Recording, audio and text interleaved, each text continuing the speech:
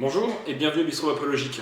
Aujourd'hui, je vais vous présenter un pot de nouvelle génération qui se veut très intuitif, qui accepte plusieurs valeurs de résistance et donc qui permet de vaper sur une large plage de puissance, qui convient parfaitement aux vapoteurs débutants mais également aux vapoteurs avancés et pour lequel on va pouvoir avoir au choix un tirage plutôt restrictif ou plutôt aérien. Donc je vais vous présenter le pod Chroma Z du fabricant chinois Inokin. Le pod Chroma Z est fabriqué en alliage de magnésium, ce qui va permettre d'augmenter sa résistance et son poids. Il est très léger puisqu'il pèse uniquement 126 grammes. Il mesure 114 mm de hauteur pour 37,8 mm de profondeur et 28,6 mm de large. Son style est très épuré.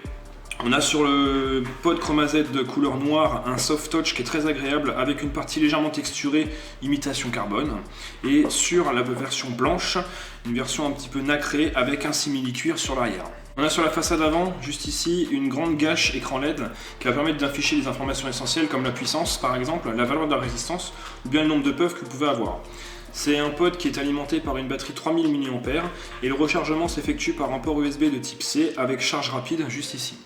Comme tous les pods, le Chroma Z est doté d'une batterie et d'une cartouche de 4,5 ml de contenance qui se remplit par l'arrière en enlevant le petit opercule en caoutchouc qui est ici sans retirer la cartouche. Ça, c'est un point positif par rapport à certains autres pods qu'on peut retrouver sur le marché. La cartouche est clipsée et maintenue par deux aimants puissants qui sont situés sur la cartouche et sur la batterie. Pour retirer cette cartouche, il suffira simplement de venir pousser de l'arrière vers l'avant sur l'arrière de la cartouche, comme ceci, et ce qui va permettre à ce moment-là de pouvoir accéder à la résistance et donc au changement de la résistance. Pour le changement de la résistance, justement, on va dévisser la bague qui est dessous et tirer sur le plot de la résistance, comme ceci.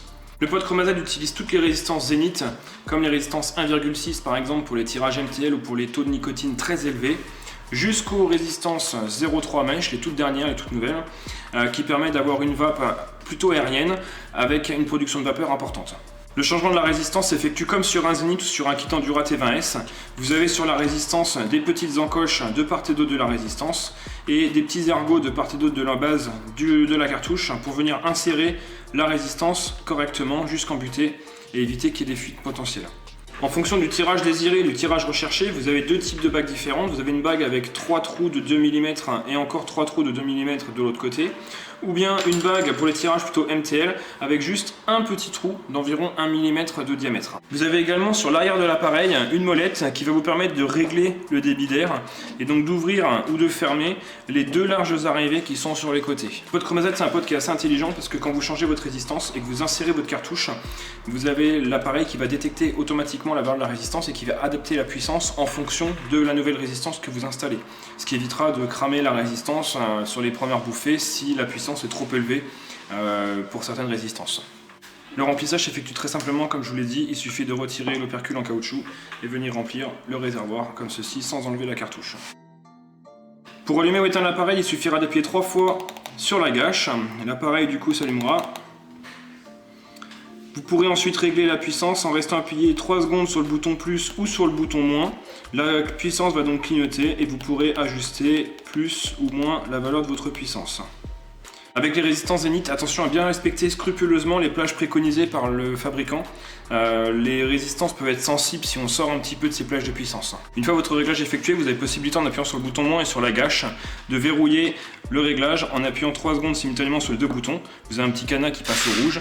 Pareil, 3 secondes sur les deux mêmes boutons pour le déverrouiller, il repasse au vert. Si vous appuyez simultanément sur le bouton plus et sur la gâche, vous allez avoir différentes informations qui vont s'afficher comme l'état de la batterie, la valeur de votre résistance et le nombre de bouffées que vous avez pu prendre. Possibilité de réinitialiser, clear et power, le nombre de puffs que vous avez eu. Si vous appuyez simultanément sur le bouton plus et sur le bouton moins, vous aurez possibilité de régler la durée maximale de votre bouffée, le cut-off, ou la durée de mise en veille de votre écran, le screen. Le pod Chroma Z est fourni dans un packaging éco-responsable avec une résistance 0,8 installée et un drip tip avec une ouverture relativement fine malgré la largeur du drip tip. À l'intérieur du coffret, on va retrouver un cordon USB pour le rechargement, un drip tip plutôt orienté tirage aérien qui ressemble à ceci, c'est le même diamètre que celui qui est installé mais avec une ouverture qui est beaucoup plus large. Vous avez également une bague d'Airflow MTL avec un drip tip beaucoup plus petit. C'est le drip tip traditionnel Inokin, arrondi comme ceci, avec la bague avec le trou de 1 mm. Et vous avez également une deuxième résistance de valeur 0,3 ohm, résistance Zenith Mesh, comme ceci, il est toute nouvelle.